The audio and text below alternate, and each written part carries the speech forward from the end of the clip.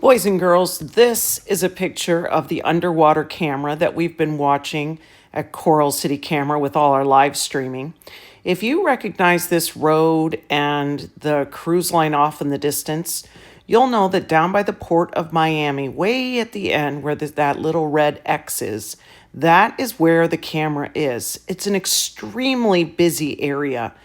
And so the guys at Coral City Camera really want for you to understand that even though this area is very, very busy, there's all kinds of wonderful things going on down there.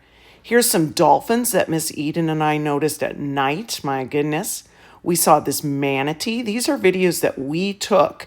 And as time goes by, we've been noticing more and more and more things. And it kind of is making us realize that even though this camera is in a busy area, there's still so many wonderful things. Look at these fish. They're fighting. Do you see them like scaring them with their big mouth? They're going up to it and going, ah, ah. Hilarious. Oh, these two are fighting as well. I don't know why Miss Eden and I think that's so much fun. But what we want you to realize, and what Coral City Camera wants you to realize, is that you don't have to go down to the Keys to see this. You can see it right here in Miami. But do you notice that white fluttery thing over to the right over there? That is a garbage bag that one of our fourth grade classes noticed, and they were horrified. And instead of thinking all about those wonderful distracting animals, they started to think about all the corals that you can see right here in this picture. Now, every group is going to be focusing in on a type of coral that we can see with the Coral City Camera. And the one that you guys are going to be focusing in is called the Elkhorn. Now, the other day we were trying to see a Caribbean reef squid, and one of the guys at Coral City Camera actually turned the camera for us. That thing right there is the wiper that goes around on that circular dome of the glass. And he can spin the camera so that we can see things from different angles. And sure enough, he ends up here by this staghorn coral. And sure enough, you're going to see in just a little bit that Caribbean reef squid starts to come closer and closer. And we were just so delighted that he would do that for us, but also that they are so dedicated to these corals and to the animals that they're there all the time. Now, today we're going to be looking at Elkhorn coral. That's the one for your group.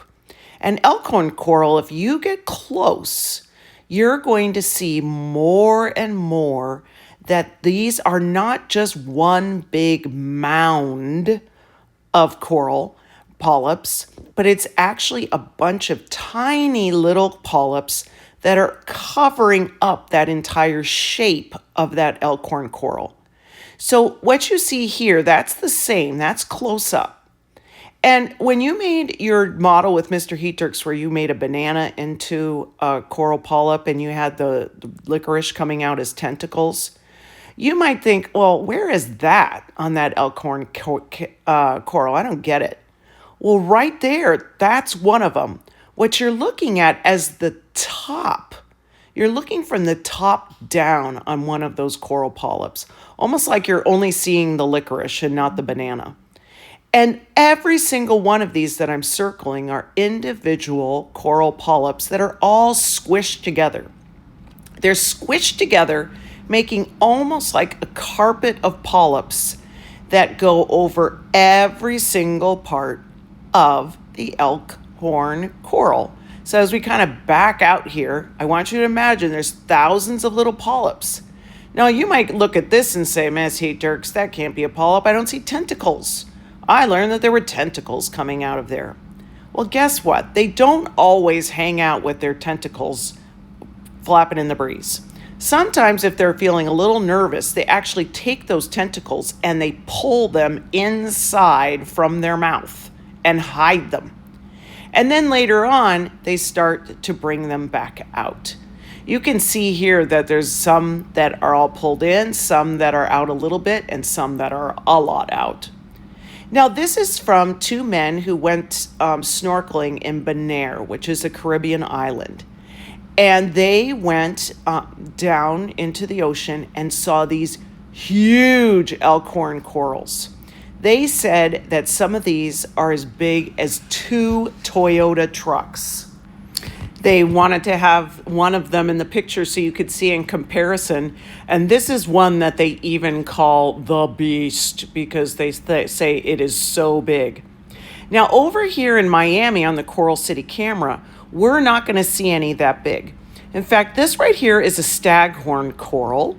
You'll see that those look like tiny little antlers like you would see on a stag. And you can see when you get close up, just like I looked at before, you can see all those little coral polyps all close next to each other. But what you're going to see now is an Elkhorn coral.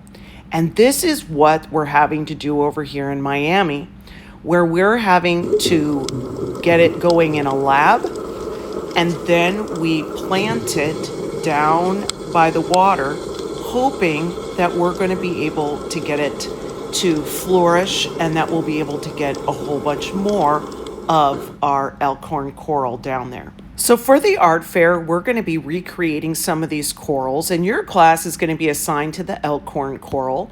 Today you're going to be drawing 2 Elkhorn polyps for me and coloring them in. By the time you finish, you're going to have a piece of paper with 2 Elkhorn corals. You're actually going to be starting with a piece of paper that's been folded in half or that just has a line down the middle. And you're going to be watching the video with Miss Eden or myself, and you're going to be going through the steps with us to draw one. When you're done, you're going to do it again on the other side of the paper.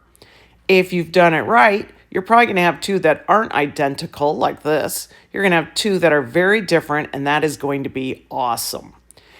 The Elkhorn coral actually appear to be very orange. So today when you paint, you're going to be using the reds and the oranges and the yellows, but you're not going to use any of the blues or the greens. That would not be an Elkhorn coral. You can also use those yellow and orange pastels. When you color, you can use a combination of the paint and the oil pastels. What you're never going to do is just scribble scrabble all over it. But you wouldn't do that anyway. You're going to be coloring it in nice and carefully using the paints or the oil pastels, looking at this picture to kind of get an idea of the colors. What we're going to have you do right now is to sit down so that you can draw along with the video. You're going to get a black oil pastel, and we're going to be ready to go. Go ahead and sit down by your paper, put a line down the middle or fold it in half, and we'll get started right away.